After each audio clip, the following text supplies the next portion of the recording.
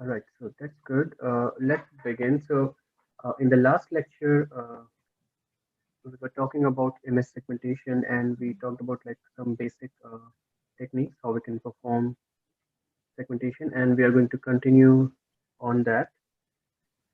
So today we will look into clustering-based approaches. And last time we discussed like I think image binarization, how we can convert a grayscale or any RGB image to just two binary values per pixel. And then we also talked about this O2 thresholding algorithm, where we saw like how we can automatically estimate like the threshold which we need to perform image binarization. And this threshold will vary from image to image. And this is also your programming assignment 3. So I think you should know this well. Then we talked about some other techniques, how we can use either region growing or region splitting for segmentation. So next is the use of clustering. And we have, I think, very interesting algorithms which make use of clustering to perform image segmentation. And today we are going to talk about two of these algorithms. The first one is SLIC. It's, I think, simple linear iterative clustering. So it makes use of k-means algorithm, and then we have mean shift segmentation. Okay, so let's briefly talk about what do we mean by clustering, because this is a general term which is used in machine learning. And the idea here is, let's say you have a group of samples which you call your data. Then without any labels, can you cluster or can you group these samples into different categories? Okay, so this is like a way to organize your data, and you can use different strategies. Like you can have intra-class similarity. So if two samples and belong to the same class or to the same category, then what property you will want is you should have very high similarity or intra-class similarity between those two samples. And if two samples belong to two different clusters or two different categories, then what you would like to have is, if you pick samples from these two different categories, then they should not be similar. Okay, so you want, this is called like inter-class similarity, and this is intra-class similarity.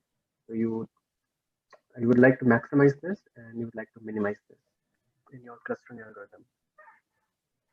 Okay, so the idea here is, if you compare this with the standard classification task which we have seen so far, so in a way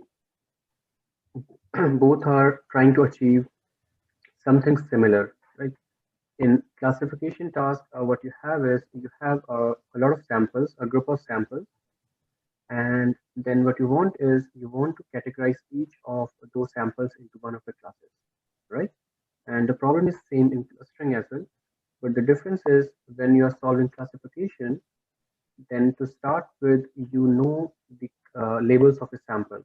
You know like to which class or to which category each of these samples belong, and then you have to train your network in a supervised way. So that's called supervised learning using those class labels, right? And then what you can do is, once that training is done, you take your train model and you have some testing data. So you use that train model on your testing data, and then in your testing data, that train classifier will give you like which category each sample belongs to. Now, if you compare that with the clustering approach, so first of all, in clustering, you don't have any kind of training, and you don't have labels to do those samples. So all of your data, that's you can use it for like learning, and that's your testing data as well. So without having any knowledge of what label each sample belongs to, you want to cluster them into different categories. And one big difference will be when you're performing clustering, you don't know what's the identity of each cluster or identity of each category, right? But in case of classification, you beforehand know that, okay, so this you know the name of the category or some kind of ID. So that's like some differences between clustering and classification. Now let's try to understand this further. So for example, these are your data samples, right? And these are different persons, and you can just see the cartoons.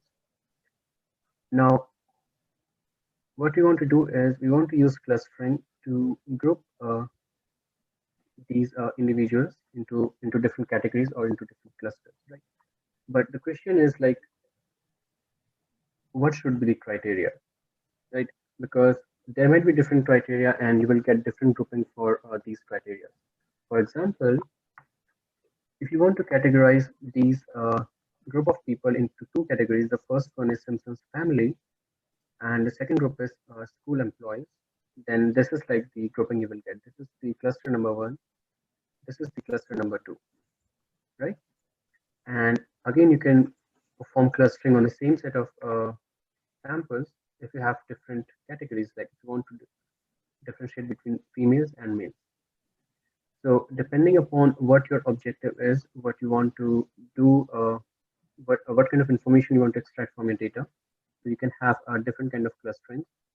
So now, if you think about this carefully, using the same samples, how can you achieve like a different grouping? So the idea is based on the objective, you will have to select different kind of features from your data samples, right? For this kind of clustering, it could be you are using like where this person lives, right? And with whom like he's spending most of the time. So those kind of features will be helpful. But for this again, it's different. Like you might look at the hairs, you might look at some other features to differentiate between females and males. So again, so depending upon the objective, you'll have to choose what kind of features you want to use to perform that grouping or to perform that clustering. Now, this is another interesting example. So you can see here that this is a dog and this is a person, right? In different object categories. But what if you choose features such as colors, such as textures, and intensity? Then what will happen is if you have such two samples in your data and you perform clustering using those features, then at the end you will see that both of these images or both these objects will fall into the same category. So again, I mean, it depends what your objective is. If you're only looking into colors of the images, then that's perfectly fine. You don't have to worry about it. But if you're trying to categorize between like humans and dogs, then of course, colors and intensity and textures, they are not good type of features to perform clustering, right? So that's an interesting question. What features to use?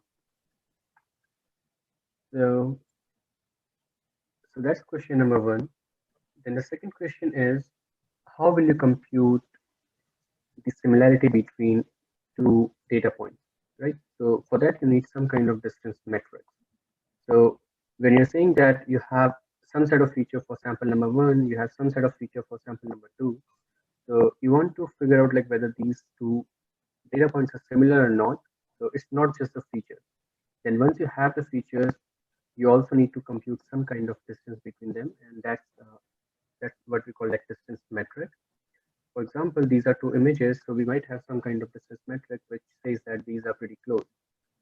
And again, we have two different words here from two different languages, so we might have a distance metric which will say that okay, these two words means the same thing. But we might have two different images here, so these are fingerprints, but like visually, if you look at these two are almost identical, right? You will say, I mean, these are the same set of images. But then what might happen is you might have a distance metric which will say that these two doesn't belong to the same category because these are fingerprints from different person, right? So if you're doing like some kind of identification, then you will need this kind of metric which will say, okay, these are way far away from each other, but visually they are similar. So then you have two things like features, and then you have this distance metric. And again, both of these will vary depending upon what kind of objective you have, what kind of problem you're trying to solve. Okay. So let's talk about like k-means clustering, and then we'll see like how we can use to perform select image segmentation. So k-means is, I think it's like the most popular clustering algorithm, and I think the reason is it's pretty simple, it's very intuitive, and it's very easy to implement. You will see how we can do that. So the idea here is you will have some set of data points in your data set on which you want to perform clustering. So what you do is first you will have to come up with the number of cluster centers or number of categories you want to extract from your data set. So you will have some number. Then what you will do is you will initialize your cluster centers, and there are different ways to do that. You can initialize them randomly, or you can have them like whatever domain you have, you can have them equidistant in that particular domain. And there are many other methods as well. You can in fact select some of the samples from your data as an initial cluster center. So once you have those cluster centers, what you do is you extract like some kind of features from your samples. So just to simplify, for now, what you can do is let's assume that you just have 2D data points. So it's a point in 2D space. And for distance metric, you can just compute the Euclidean distance. Right? So for features, you have the XY coordinate. And for the distance metric, you have the Euclidean distance. Then what you do is each point in your that two-dimensional space, you will try to compute the distance of each sample from these cluster centers. And then whichever cluster center is closest to the example you have picked, you will just assign that cluster center to that example. So then you will repeat that for all the examples you have in your data set. And then at the end, what will happen is each of your data sample will be assigned to one of the cluster centers. Right? Then the next step is for each cluster center, now you know that what are the different data samples which belong to this cluster. You just take all those data samples and compute the mean. And then those mean points becomes your updated cluster center.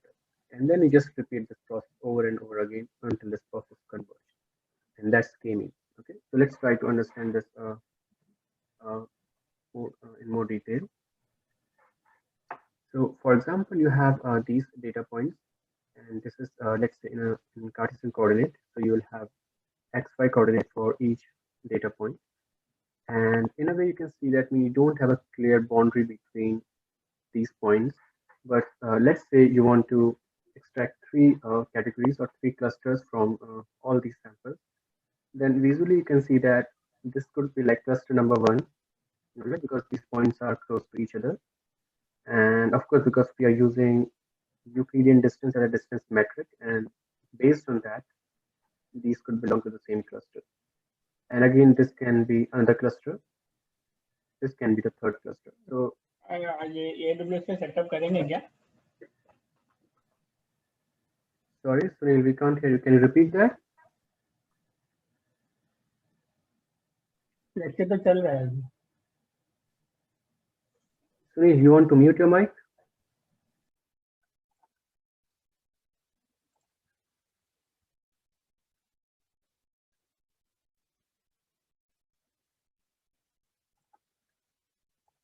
Okay. So where were we? So we have we can roughly divide these data points into three clusters, right? So cluster number 1, 2, and 3. So let's see how we can achieve that using a k-means algorithm. Okay. So you remember, like the first step is you randomly pick three cluster centers, and as I said, there can be different ways. So we'll talk about like what those different ways are. But for now, let's say we just pick these 3 points. Okay, so these are initial centers or initial clusters in our data. Then the next step you remember is what you will do is you're going to take each sample point in this data and compute the distance between the sample point and these cluster centers. So let's say we start from this point. So you have the distance with this one, with this one, this one. You can see that this cluster center is the closest. So you can mark this as blue. And again, so these, and these points will be blue. And I think this will also be blue. So if you go to this, you can see that red is the nearest one. These two are away. So this will be marked as red, and again this will be marked as red, and all these 4 will be purple. So that's your first step in the iterative process. Okay. Now the next step was for each cluster center. So what you will do is you will first try to collect all the data points which belong to the same cluster and then take a mean of that. So if you compute mean of these, I think the center will be somewhere at this point, and for the red, it will be somewhere at this point, and for the purple, it's somewhere here. Now, these 3 points are your updated cluster center. And this is like you just finished your first iteration of k-mean. And what you're going to do is you're going to repeat the same process over and over again. Okay. So, yeah, so this was you assigned. So the first step was assignment. So the assignment for these is not going to change, but this seems like close to this one as compared to this. So this is going to be red, and these are not going to change. So you can repeat that. You can see that this also turned to red.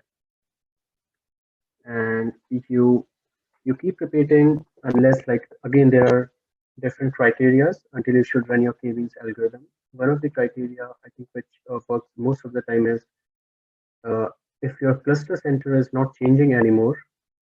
So if in two consecutive steps it's the same, then you stop there, and that could be one simple criteria. The other criteria could be you can define like number of iterations you want to use, because sometimes if your data set is too big, too huge, then you don't want to spend too much time. So then number of iterations is another parameter. Okay, so at the end you can see that you can clearly differentiate between these data points, which are divided into three different clusters. Okay, so then there's no change. It means we are done.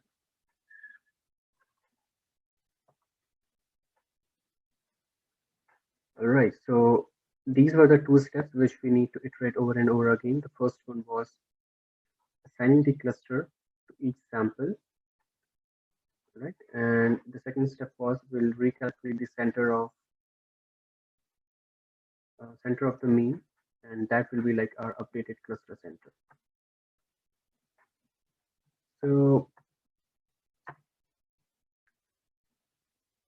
the way we can get the distance again, so in this case we just computed Euclidean distance, but again it depends like what's your objective. I mean, you could have a different criteria for computing the similarity between 2 points. I mean, it doesn't have to be distance between 2 points. It's just a metric which will tell you like how similar two different samples in your data set are. Okay, so most of the times, because you work in feature space, right, and your feature space is like sometimes n-dimensional feature space. So most of the times what will happen is you will end up using just this Euclidean distance. And for spatial data, of course, this is the best thing to do. But even for your like features from other kind of data, it usually works pretty well. Okay, so the updated cluster centers again. So based on the assignment, you just have to recalculate the center, and you keep updating the centers. And it could be just the mean. We just talked about that. Now, if you remember, like when we were starting this clustering, we talked about like what should be the criteria, like what should be the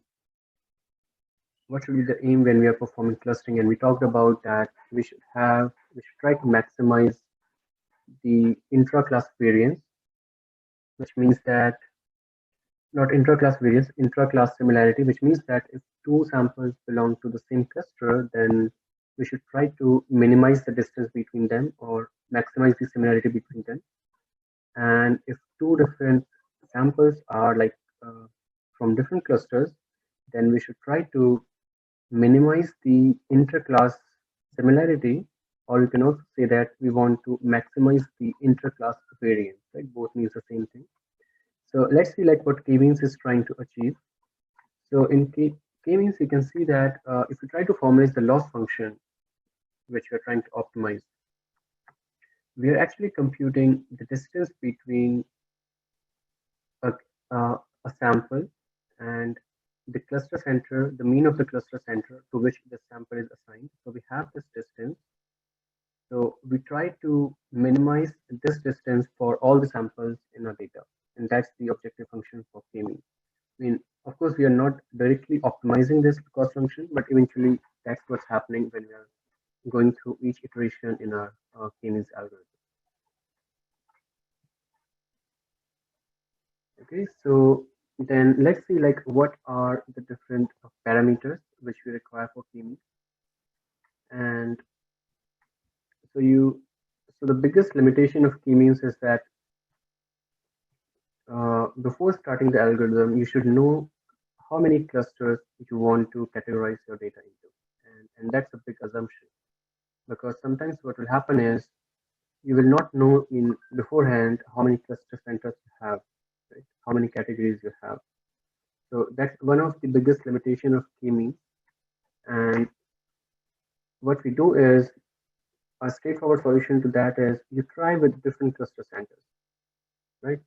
So let's say your actual data has 50 cluster centers. Then if you try to optimize your k-means for let's say 10 cluster centers, then what will happen is the loss value, this loss, when you compute this after convergence, it will be pretty high because most of the time, since the data was from 50 different clusters, then what will happen is for multiple clusters, you're getting just one cluster. So in that case, the data points which belong to that cluster will have like a very high variance, right? Or very small similarity on them. So then what you can do is you can try to perform k-means for different set of clusters. So let's say you can start from 10, you can go to 20, and then 30, 40, 50 up to 100. So we'll have to run it 10 times, but that's fine. What will happen is when you run it for 50, then you are going to get like very smaller loss as compared to other variations. And that's just one easy solution to figure out how many clusters you need for a k-means algorithm. Okay, so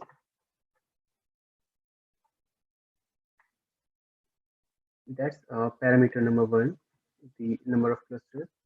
The other variation is how exactly you want to initialize your cluster center, right? So one important thing here is depending upon how you are initializing your cluster, your final result will vary a lot. And that's why what will happen is if you are going to choose your cluster centers randomly, then it may happen that you might not be able to reproduce your result. Okay. So again, that's like one limitation in k-means. And apart from that, the other variation is like how will you decide when your network has converged, right? So as I discussed earlier, what you can do is you can try to run it for fixed number of iterations. So let's say you say I will run only for 50 iterations. That's it. The second criteria could be if the partitions are unchanged. Okay? So this means that so one of your steps in k-means was you have to find assignment for each of the data samples, right?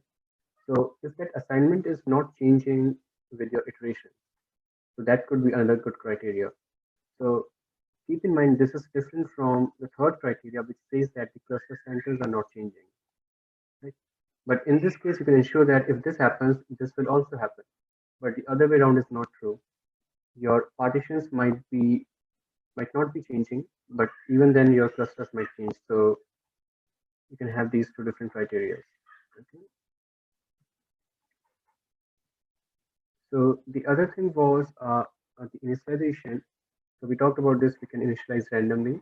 We can also select like some of the samples from a data set. So those could be your cluster centers.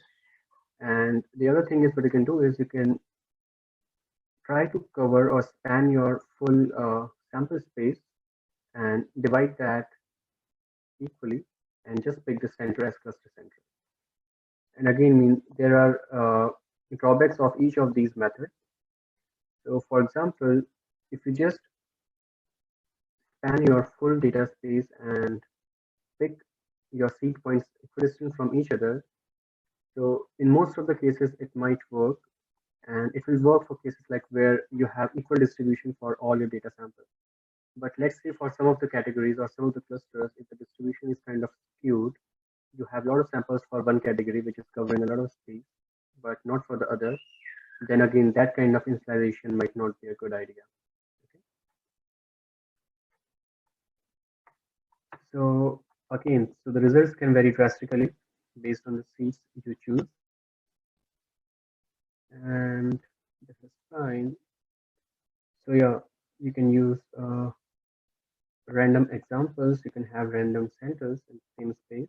These two are different. And the other criteria could be what you can do is you can start picking them randomly, but when you pick like the center for the next cluster, what you can ensure is that it's not close to the existing centers which you have already selected. Okay, this is also a good strategy. And as I said, what you can do is similar to like the number of clusters, you can also try to initialize your centers multiple times and have multiple runs of k-means. And at the end, you can maybe try to average out the result, or what you can do is you can also pick like the best result you have based on the loss function. Okay. And sometimes this is also useful. So what you can do is you can use another clustering algorithm, and that will give you like some kind of cluster centers. Then you can start from there and then run k-means. Okay, so I think there was a question from Sunil. Assignment means center assignment. Yes. So assignment means like for each of the data sample, you will assign one of the cluster center, which is there like in your iteration. So, Professor, what I mean is in every iteration, right, we are updating the center, right? Mm-hmm. Let's say for this sample, right? For this sample, initially we have selected, let's say we have 3 clusters, okay? Okay. Mm-hmm. And also we have selected randomly some 3 points, okay? Blue, red, and pink, okay? Which Mm-hmm. denotes my randomly center selected. I mean, this one is the my randomly center I selected, this blue, red, and pink. Right. Okay, so after my calculation, after the first iteration, this blue, red, and pink should need to be updated, right? Every time. Right. Okay, okay, okay. That there what I was getting confused. So based on that, the class means based on that the we will be means we will be finishing our training, right? No, means we will be segregating all the clusters. Mm-hmm. Yeah. Okay. So so you will have multiple iterations, right? Each iteration has just two steps, right? First step is for each data sample, you will try to find out which is the closest center, and you will assign it to that center. That's step number one. Then the second step is for each cluster center, because of the first step, you will have some group of data points assigned to that cluster. So what you will do is you will take all those assigned points and compute the mean and change the cluster center to that location. So these are the only two steps. Okay. Okay. Okay. Yeah. Thank you. Thank you, Professor. All right. So that was k-means clustering, and now let's see how we can use this to perform image segmentation. And so these are just the 5 steps for this algorithm. It's pretty simple, nothing fancy. And what you do is, given an image, you initialize like your cluster centers equidistant. In this image, you will spread those out, right? And as features, what you're going to use is you can also use RGB color, and it works fine, but it works better when you use this lab color space. Okay, and this is just like another color space similar to RGB. So there are different color space like HSV, RGB, and all that. So I think you should know that. Even if you don't, I think it's fine. You can just use RGB colors. And apart from the RGB color values, you also use the XY position of that particular pixel. Okay, so these will play a role of features, and each pixel location will have a feature vector of dimension 5, 3 for colors, 2 for position.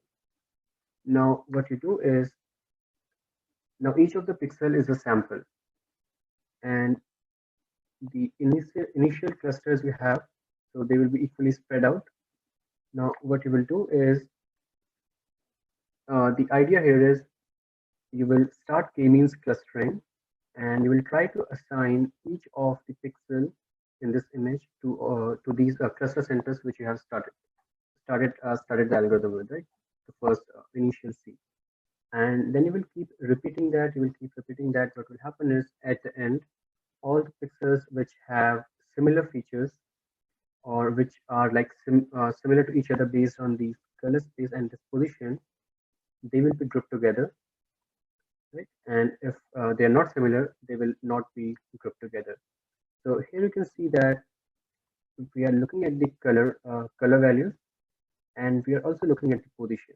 The position is important because you might have the same color at this location of the image, right, on the top right. So this is black, and you also have a black color at this region.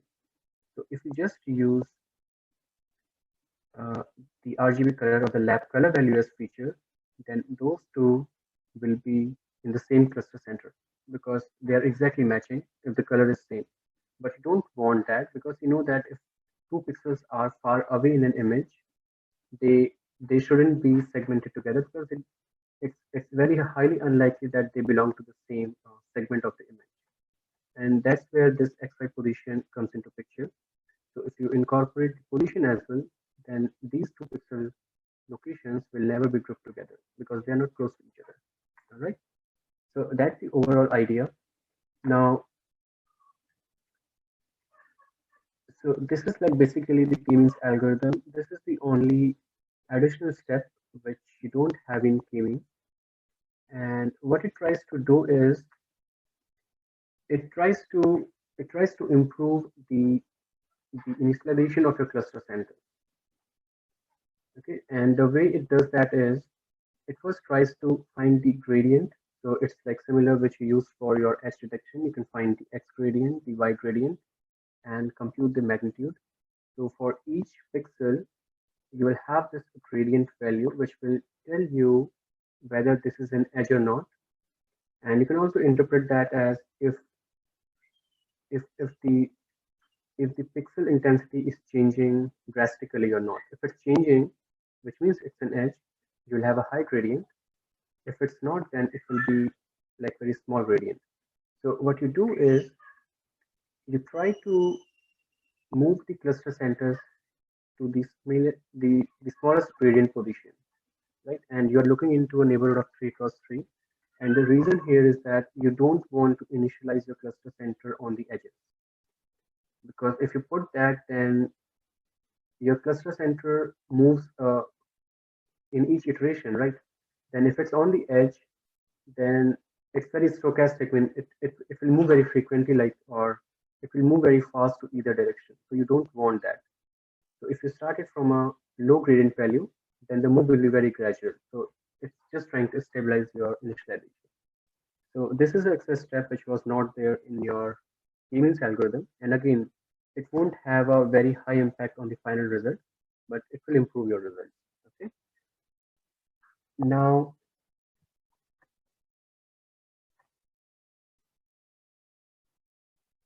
the next step is each pixel you are going to assign it to the cluster center, and you will look into uh,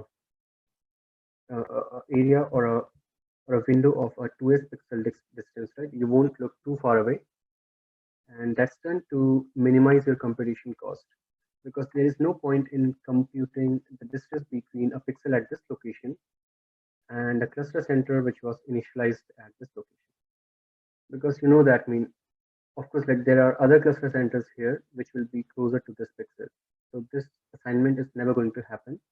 So just to avoid that extra computation, you look at a local neighborhood region, okay, and that's 2s. S is your parameter, and we will talk about that, how this is going to change your results. All right. So this is just optimization, and it's again doing the first step of your iteration, the cluster assignment. And this is the second step of your iteration, which is recomputing the cluster center. So what you will do is you will just compute the mean based on the color and position, and then update the cluster center. And you're going to repeat these two steps, 3 and 4, until like you have very small error or you are kind of converged, your cluster centers are not changing. And I mean, you might have seen now that this is exactly k-means. Two main differences.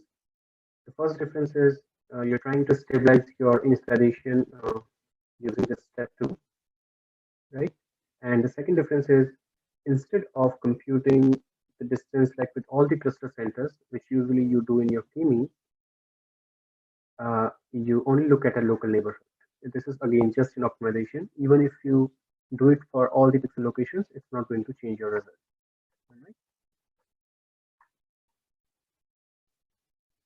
So there is a question from Furkan, and I think this is an interesting question. He's saying that where is this being used in the industry?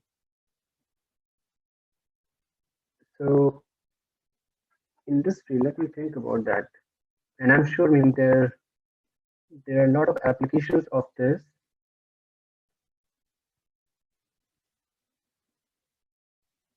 Uh,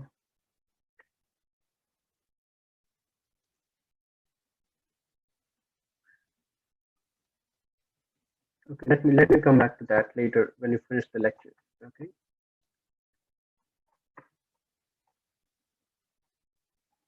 So one quick example might be like if you use Photoshop, then if you're editing your images, right, then you might see like this nice feature where you have to segment your images into small regions to perform the editing. So that's like one application for image processing, right?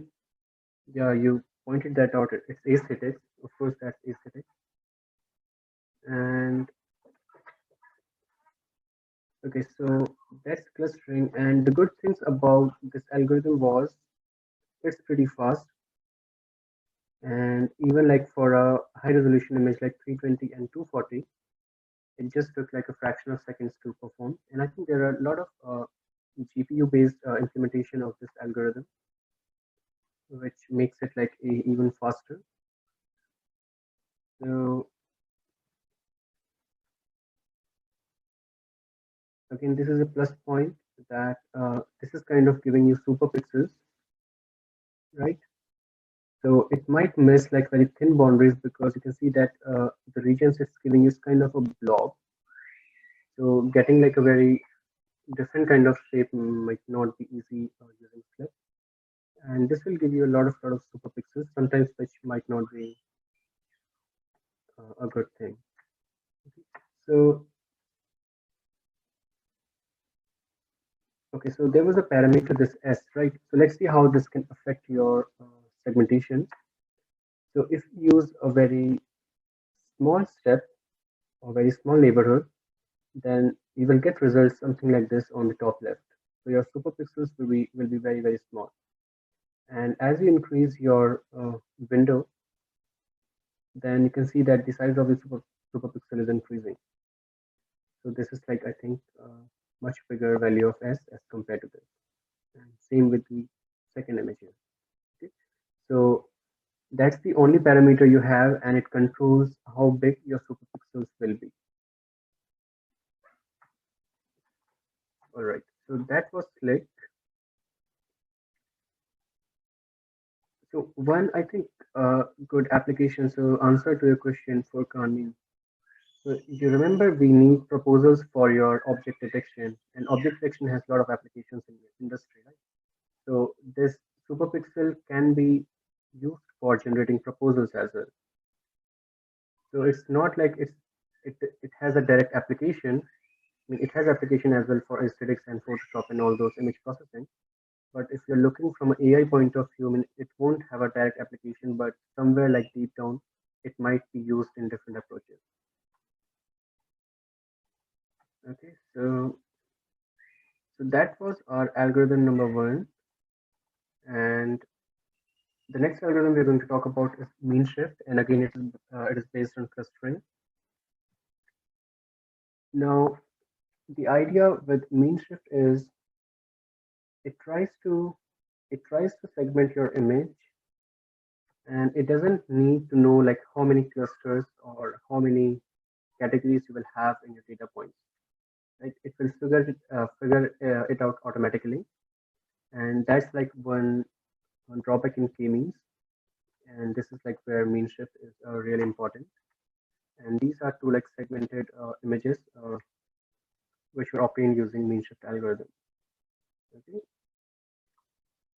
so the idea here is what it tries to do is it tries to find all the cluster centers in the feature space, right? So it doesn't say that if you are looking for 5 cluster centers, it will group into 5 different centers. So if there are 10 different centers, it will automatically find that.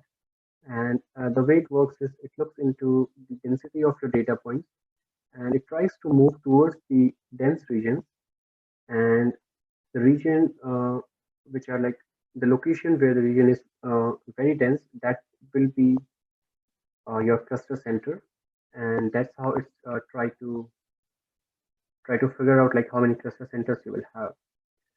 So for example, here you can see that this is an image, and it this plot is showing like the intensity at different pixel locations. All right. So by density, I mean that if you look at these pixels over here, it's a very dense region, and this can be like one cluster center. Again, this is a very dense region. So what Meanshift will do is it will try to find out such dense regions, and those will be like the extracted segments from the images. And these dense regions are also called modes. You can also call them like local maxima, where you have like very high density. And of course, this is like in feature space. So in this case, if we are looking at intensity, so intensity is a feature. But of course, you can have more complex features as well. So just to give you an intuition, in this case, you can see that this black blob over here. So if your cluster center is something like this, then what mean shift will do is it will try to shift this cluster center towards the center of this black blob over here. So this is showing a histogram along this region. So you can see that uh, right now it's not centered around a very high dense region. So what mean shift will do is mean shift will try to shift this red bounding box towards the left, and it will keep doing that until it fits like this high density region. Okay, and this case you can see that it's like perfectly overlapping with this black box. And again, this is an iterative approach similar to what we have in k-means. And similar to k-means, we started with some initial random initialization. Same thing we're going to do in mean shift as well. We'll start with like some initial set of seeds, and then those seeds will be move around. So in k-means, those initial cluster centers will never merge into one, right? But in mean shift, what will happen is your multiple initialization cluster centers might like group together as you run the algorithm. So that's another big difference between k-means and mean shift. Okay, so another big difference here is that in this case, you have some kind of kernel function or some kind of region where you try to find out the density, and you try to shift that kernel towards the direction where the density is going to increase. Okay, and again, the way you will do that is you will try to find the mean density, and you will move in the direction where this density is moving. So this is just a computation of mean. So I think this is a better way to understand this. So let's say these are your data points, and you initialize from this particular location, and this is your search window. Okay, so what you will do is you will try to find out what's the center of this window if you consider the density of these sample points. Okay. So you can easily figure that out. It should be somewhere at this location because this is a more dense region, right? And so that's your updated mean. And what you're going to do is you're going to shift your center towards that updated mean. And you call that distance a mean shift vector. So you will move in that direction. Again, perform the same steps. Right? Your center is going to change. Again, you're going to move. So you will keep doing that until your center is not changing anymore. And at the end, what will happen is your search window will be around the most uh, dense region in the image. Okay. Now, what you do is you start with similar to k-means. You will start with multiple centers, and these can be equidistant in your image. And so, in case of similar to k-means, since you can perform like or move these windows in parallel, you don't. These are not dependent to each other. But in k-means, they were dependent because for each sample, you have to assign it to each cluster center, right? And for that, you can't do a parallel processing. But in k-means, you can do that. You can move these search windows independent of each other, and this can be run in parallel. And eventually, what will happen is all of these windows will converge to some point in that image. And if the path of these search windows cross with each other, you're at the end, you're going to merge those such two windows. All right. And that's why if you start with a lot of centers in your image in mean shift, the number of clusters might be pretty small as compared to the number which you started with. But in k-means, the number of centers doesn't change. If you start with 10 centers, you will end up with 10 centers. Right? And that's like another differentiation between k-means and mean shift, because that's how mean shift tries to automatically figure out how many cluster centers are there. You don't have to assign them manually. Okay, so this is the algorithm. You choose the kernel, you choose the bandwidth, and for each point, these are the steps you have to repeat. You will center the window at that point, then you will compute the mean in that search window. Then that will give you the new mean location, and you're going to repeat these two steps. And this is similar to k-means. Right. So, as I said, in mean shift, if the path of your cluster centers crosses with each other, you merge those two paths, and then that will be like just one cluster center. And if different points are, if they're converging to the same dense region, all of them will belong to the same cluster.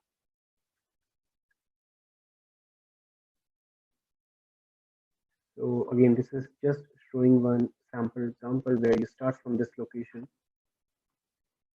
right? And this is showing your trajectory of the center. So the search window ends up at this location because this is highly dense. Now, one thing you can observe here is that if you will have a very small search window, then one thing will happen is your this trajectory will move very slowly, right? And if your search window is much bigger, then the trajectory is going to move faster. So that's one variation. The other thing will happen is for a smaller window, you might end up in some kind of local maxima here, right? And if a window is big, then of course you're going to go through like some kind of high density area, which is kind of global.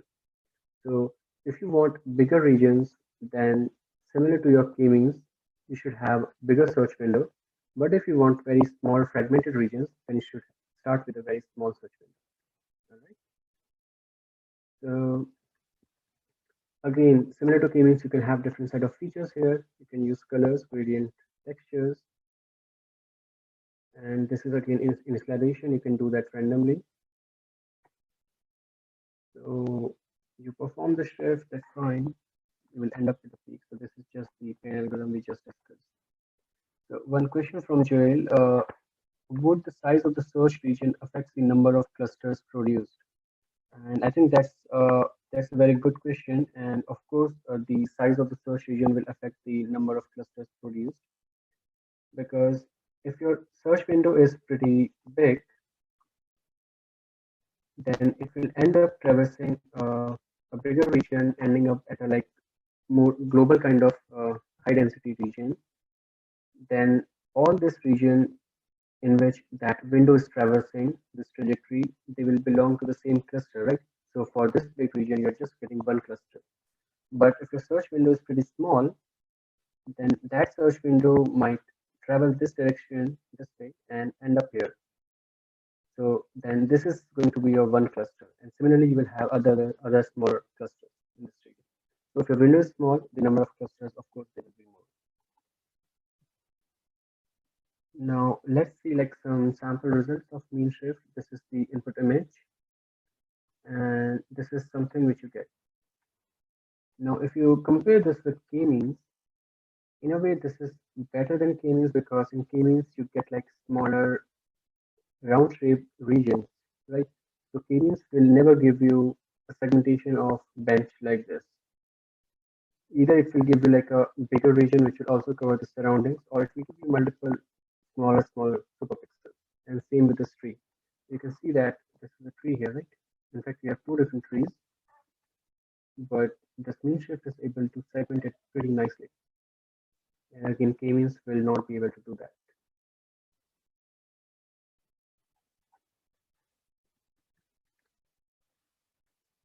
Now, this is another way to visualize your mean shift algorithm. So this is the input image. And so this is a, I think 256 by 256 resolution image. And the visualization on the right, it's showing you the pixel distribution, right? And the bottom here, this one is showing you the result after your mean shift. And this is showing again the pixel distribution after mean shift. So you can see that how the regions which have same colors, they are getting merged to the same cluster center. Okay. So another question from Thomas. The question is, in the picture with the guy on the bench, about how many clusters are we looking at?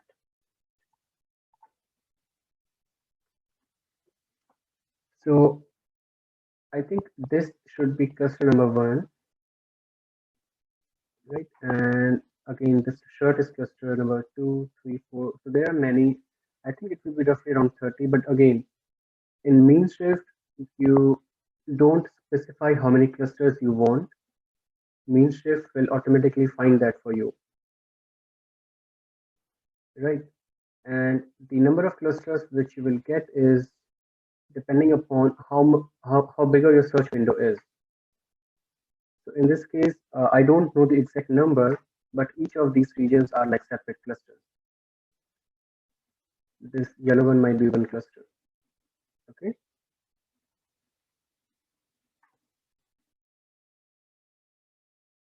So another question from Furkan: are there any other segmentation methods which can find the number of clusters automatically?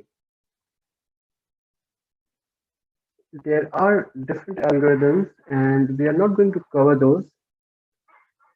So I think agglomerative search is another algorithm which can figure it out for you. But I would say, I mean, there is no like a magic algorithm which can do it perfectly for you. Always there will be like some kind of drawbacks or some kind of limitations in all these algorithms. So for example, even like you can use k-means to figure out like how many cluster centers you will have if you run that on different scales and different cluster centers. And I think mean shift can do a better job than k-means. So for natural images, it's hard to say like which algorithm works the best. But of course, I mean, there are definitely other algorithms which can perform this segmentation. Okay.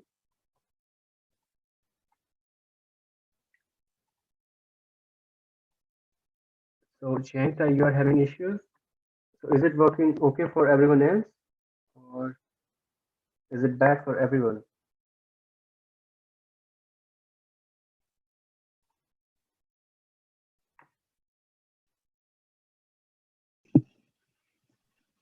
The sound quality has been like not as good as the other days. Okay, so I think you should have done that earlier, but anyways, thank you. So let me try to fix that. It kind of sounds like the webcam from the webcam.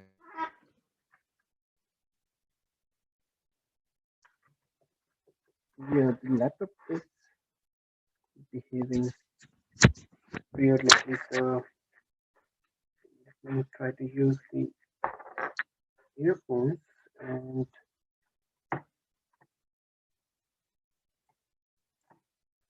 how about now? Okay, great. So yeah, so this was another visualization. Now I think I have a quick demo. I found this blog online, and he has done pretty good job in explaining how this mean shift algorithm works. So this was the sample image he used. You can see that it's kind of easy image because the distribution of colors is not that complex. You have plain green to yellow and red. You can actually literally count like how many colors you have in this image. And this is kind of showing the distribution of the colors in the full image. And this is showing like how the cluster centers are changing over time, how they are merging with each other as you keep iterating over the process. And at the end, you can see that you just end up with like maybe 6 or 7 cluster centers. And all those dots where you start from, those were the initial cluster centers.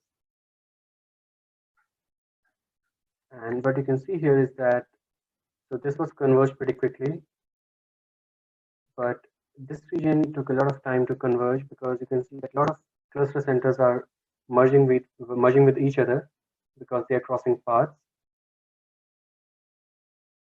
And at the end, what will happen is the region where these cluster centers which have merged, so wherever they have went, all of that will be part of this cluster center. And that's how mean shift is able to actually produce results like this. It's not like a blob. It can actually segment the tree. And that's like the output of this. It's not pretty nice, but again, I think k-means will not be able to perform this because these are like not blobby regions. These are kind of some kind of complexity. Okay. So let's talk about like what are the benefits and what are the drawbacks of this mean shift algorithm. So the best thing about mean shift is that you don't have to make some assumption about the number of clusters you have or the number of categories you have. Okay, and you only have a single parameter, which is the window size. So you can control this parameter to get like different kind of segmentations. If you want like very coarse level segmentation, you can have a very bigger window size. If you want very fine level segmentation, you can try to reduce that window size. Okay, and so it can figure out like the variable number of modes. So what this means is different images will have different number of modes, right? And modes is like the number of regions you have or the dense regions you have. So again, even if your number of modes is changing from image to image, you don't have to change your algorithm. The algorithm will automatically adapt to those changes. And the other good property of mean shift is it's very robust to outliers. Okay. Now outliers means like if you have some kind of noise in your image, so those noise will be easily handled. Now the drawbacks, I mean these are not exactly drawbacks, but if you change your window size, then your output segmentation is going to change, which is kind of expected because we are looking in that particular region and that's totally controlling like how big your segmentation or how small your segmentation will be. The other bad thing about mean shift is it's very expensive because you have to start with like a lot of centers, right? And uh, you have to compute the mean or the density for each of those centers. So you have to do that iteratively. So it takes a lot of computation. And the other issue with mean shift is that if you have to use very complex features, so if you increase the dimensionality of your pixel locations, you just don't want to work on RGB or maybe intensity, then it doesn't scale well. And this is kind of related to this computation power as well, because if you increase the dimensions of your features, then you have to, your computation cost will increase because then whenever you're computing the mean, whenever you're computing the similarity, then that will involve like more computation power. Okay, so these are just references, and that's it I have for today. Any questions?